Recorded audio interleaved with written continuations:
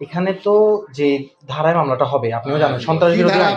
আমি ধারা লিখি নাই তো, কিন্তু সন্ত্রাস বিরোধী আইনে এই যে আলামতগুলো এবং যে অভিযোগটা আমরা করেছি যে তার সাথে ছাত্রলীগের যোগসাজশ আছে, নিষিদ্ধ সংগঠন ছাত্রলীগের যোগসাজশ আছে, এরকম একটা অভিযোগ। তো প্রথমত হচ্ছে কগনিজেবল অফেন্স, এটা আপনার এই আপোষ করা যাবে না। যাবে কি আপনি বলেন, আপনি তো আইন জানেন, অবশ্যই যাবে না। তাহলে বিশ্ববিদ্যালয় প্রশাসনকে আপোষ করলে এটা আইনি হবে?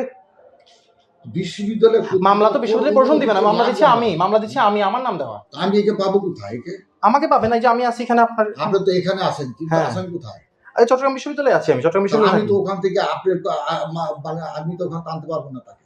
আপনি তো বললেন যদি বিশ্ববিদ্যালয়ে কাকে অ্যারেস্ট করার জন্য ছাত্রদের বেলায় হতে পারে, কিন্তু অ্যারেস্ট করার অনুমতি প্রশাসন দিবে। ছাত্রদের বেলায় মামলা নেওয়ার জন্য তো করতে লাগে। শিক্ষকদের বেলায় তো ভিন্ন একটা জিনিস আছে ভাই। কি জিনিস আছে আইনে?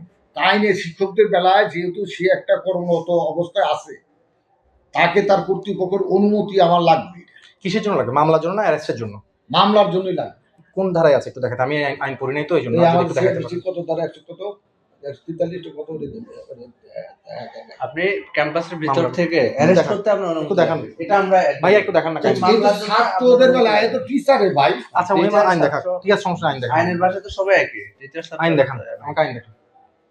আচ্ছা স্যার আমি সিআরবিসি পড়ে আসছি আলহামদুলিল্লাহ, আমি সিআরবিসিতে A+ পেয়ে আসছি আলহামদুলিল্লাহ। সো আপনি আমাকে দেখাইলে আমি একটু বুঝতাম আর কি, আমার তো ধারা মুখস্থ। আচ্ছা আমাদের স্যার কি বলে গেল? যা কর্তৃপক্ষ জানাচ্ছি, বসেন দেখেন। আচ্ছা আপনি একটু কথা কারণ এটা ব্যাপারটা বড় হয়ে গেলে ভালো লাগবে না, আপনার শুধু ব্যাপারটা অনাকাঙ্ক্ষিত হবে। অনাকাঙ্ক্ষিত ভিন্ন খাতে যাচ্ছে। কারা টিচারের বিরুদ্ধে আমি বাংলা এটা সিআরপিসি করে নিয়ে আসতে সিআরপিসি করে নিয়ে আসতে বলো।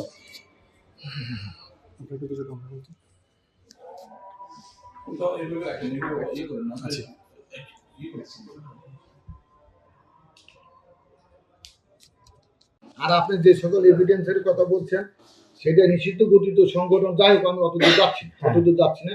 আমি আমার সিনিয়র অফিসার, আপনি আপনার কর্তৃপক্ষের সাথে ডিসি সাহেবের সাথে আর এসপি সাহেবের সাথে কথা বললেন, তারা আমার যে অনুমতি দেয় আমি সেটা মাথা মেতে নিই। আচ্ছা একটা মামলা তো নেবেন হচ্ছে অফিসার ইনচার্জ। আমি তো আপনার এসপি তাইলে মামলা নিতে মানা করছে? এসপি বা ডিসি মামলা নিতে মানা করছে? তাদের অনুমতি লাগবে আমার এই মামলা নিতে বললে পরে আমার ডিসি সাহেবের অনুমতি লাগবে। মানে এটাকে মানা করছে? ওনারা মানা করছে? না ওনারা মানা করে।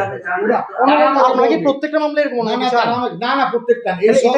এইসব বিশেষ ক্ষেত্রে মানে ছাত্রলীগ বা নিষিদ্ধ সংগঠন এক থাকলে কি অনুমতি আছে? মানে কেন? তাহলে কেন কোন কারণে? আমি মানে কোন কারণে অনুমতি লাগবে? এই পর্যন্ত আসা পর্যন্ত 50 জন ছাত্র। অনুমতি এটাতে কেন?